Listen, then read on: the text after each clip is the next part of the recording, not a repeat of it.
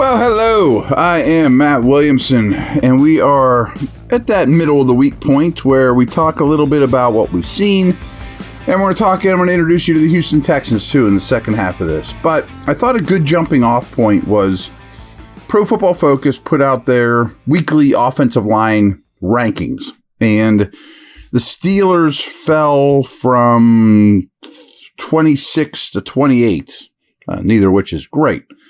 But there's some notes here, and then I have some more thoughts on that, and then I want to tell you about the Texans too. So here are their notes, and I'll give you mine on top of that. But Dan Moore Jr. has allowed a pressure on 15.3% of his dropbacks, which is the third highest rate among all NFL offensive tackles.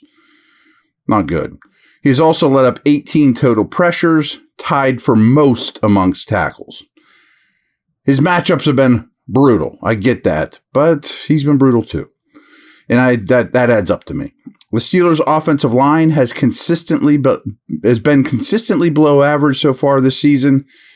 Pittsburgh's unit ranked 26th, 25th, and 25th in pass blocking efficiency in the first 3 weeks of the season. Again, not good.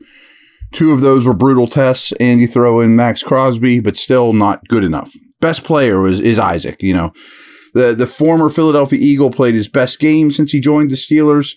Siamalu's 77.8 overall grade ranked 5th amongst all guards in week 3. And I think I told you that. I thought the Steelers had a very good guard day against the Raiders. So a couple things. Is it time for this move? And the obvious move is put the first round pick in at left tackle, get Dan Moore the heck out of there. Okay, I don't think that's a terrible suggestion. His pass blocking, Jones, sure seems to need a lot of work. Definitely does. We haven't seen it lately. Where's he at? It's been a month since I've seen him pass block, basically. But boy, he would sure help in the run game. That I know for sure. And why not get him involved already? But there's a step 2 to this. Mason Cole has really hurt the team too. And deep down, I think James Daniels is best at center, and he's played a lot there in his career and in college. He's shorter. He's athletic. I'm not saying he's Jason Kelsey, but he's closer to that than he is a mashing right guard. So what if you, and I'm not even saying I would do it, but if you took Cole out of the lineup, put Daniels at center, put Jones at left tackle, and then your right guard is probably Herbig, but maybe Dan Moore, who I think would be a better guard than tackle. But that might be asking a lot out of him, considering he has him, mid-season turn into a guard. But what if you made 2 changes? You might get better at 3 spots. I mean, you wouldn't get better at right guard, but you might not drop off huge at right guard, better at center, better at left tackle, especially for the long term. Now, some things with this run game that make me crazy. First off, you guys know I'm a big Freiermuth fan, believer, just wrote about how to get him more involved, and they did good.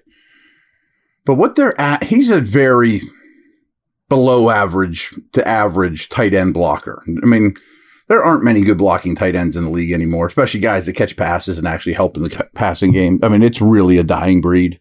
So he's not unique here.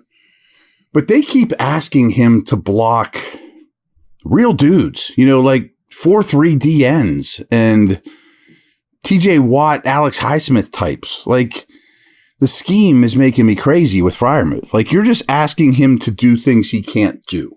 And a lot of it's because they're so condensed on offense. They have a lot of people near the ball. So he's blocking big people, real rundown defenders. And it brings me to the other thing, too, is there can't be a run game in the league that comes to the line of scrimmage with 6 blockers, 7 blockers, and has more unblocked defenders pre-snap. Like running into loaded boxes, which everyone's doing, of course, is loading the box. But they're doing it down 2 blockers. Like, if you just do the math, you're almost always, people will tell you the unblocked defender is the running back's job. Okay, yeah. I mean, that's football. You can't get everyone blocked. The ball carrier, the quarterback aren't blocking anyone. They're basically always going to have some sort of numbers advantage against you. And that's accentuated by the way defenses are playing against the Steelers. But can't they get out of these plays when they come to the box and it's two unblocked defenders before the snap even comes that are 2 yards off the line of scrimmage? So is that Canada? Sure seems like it, but are they also not letting Kenny get out of those things? I need to find more information about that because that's making me crazy. All right. I'll be back to introduce you some broad strokes on Steelers Texans.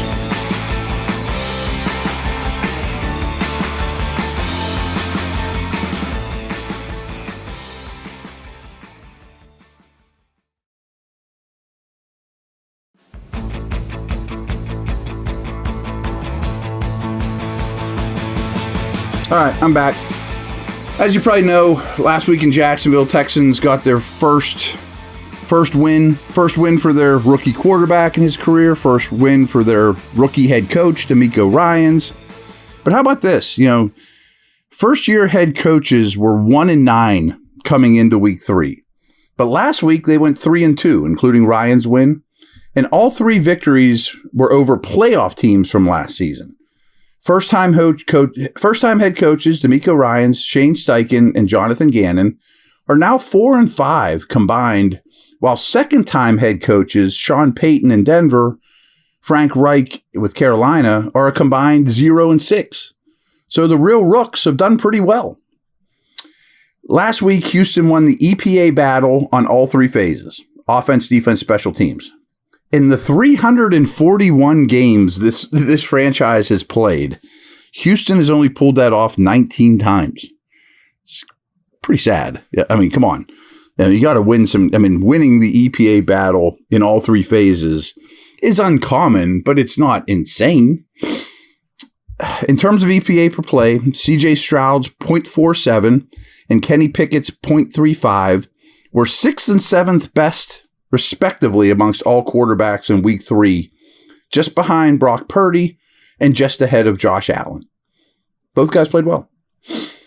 Only the Dolphins, Chargers, Vikings, and Chiefs have more yards after the catch this season than Houston and Pittsburgh. So that was 4 teams. Houston's 5th and the Steelers are 6th in terms of yards after the catch. 57% of the Steelers' passing yards have come after the catch. That's the 3rd highest percentage in the league. So that's something that's gotten better without question. A couple that's a little fluky, big plays to Pickens, etc. But still, they're getting yards after the catch, and they have not for a while. On a per-game basis, the Texans are producing 47.7 yards through the air than they allow. They're conceding 47.7 yards. I've missaid that. Okay, here we go.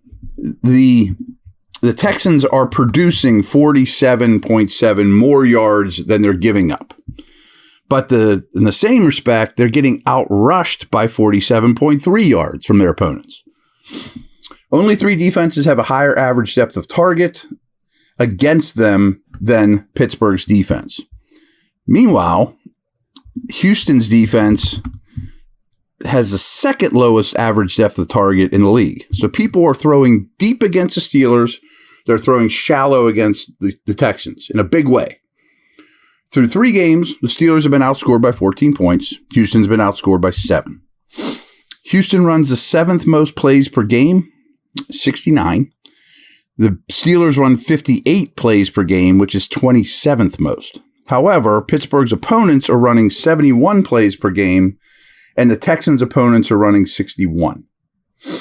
In terms of run-pass ratio, the Steelers are passing the ball at the NFL's 5th highest rate, and Houston is at the 7th highest rate.